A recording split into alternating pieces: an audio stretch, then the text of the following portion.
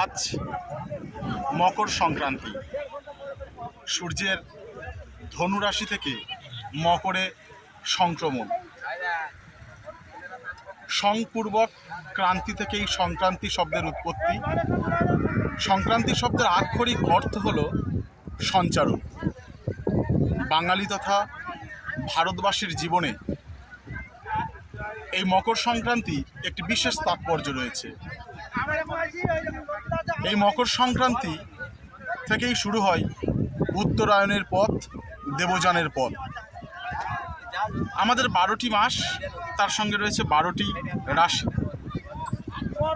সেই সঙ্গে দেবলোকে এই 6 মাস জুড়ে আমাদের 6 মাস নিয়ে তাদের হয় একটি রাত, আর আমাদের 6 মাস নিয়ে হয় তাদের একটি দিন। অর্থাৎ আজকের থেকেই শুরু হয় সেই দেবলোকের জাগরণের দিন। তাই এই পবিত্র মুহূর্ত, এই পূর্ণ মুহূর্তে গঙ্গায় স্নান, তার মাধুর্য আলাদা। শ্রীমৎ স্বামী শঙ্করাচার্য তার গঙ্গা স্তোত্রম স্তবে তিনি বলছেন, পরিল সদঙ্গে পূর্ণ তরঙ্গে জয় জয় জাহ্নবী করুণা পাঙ্গে, ইন্দ্র মুকুটমণি রাজিত চরণে সুখদে বড়দে সেবক স্মরণে। এই গঙ্গা নদী সেই সুদূর হিমালয় পর্বতের গঙ্গোত্রী হিমবাহ থেকে প্রায় ভারতবর্ষের অর্ধপথ অতিক্রম করে এই নদী এসে মিশেছে সাগর সঙ্গমে, বঙ্গোপসাগরে।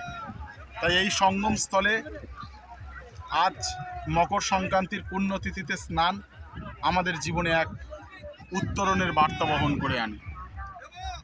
তো সেই পুণ্যার্থের ভাগিদার হতে আমরাও চলে এসেছি এই গঙ্গায় স্নানে। আমাদের স্নান পর্ব শেষ, চলছে খাওয়া দাওয়া। হয়েছে আর খাদান বলতে হবে,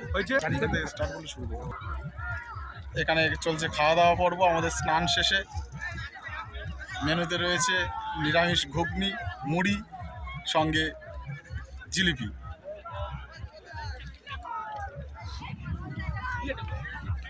হাড়িটা দেখে বেশি বড় করে নিস, তাহলে আর ইয়ে হবে না।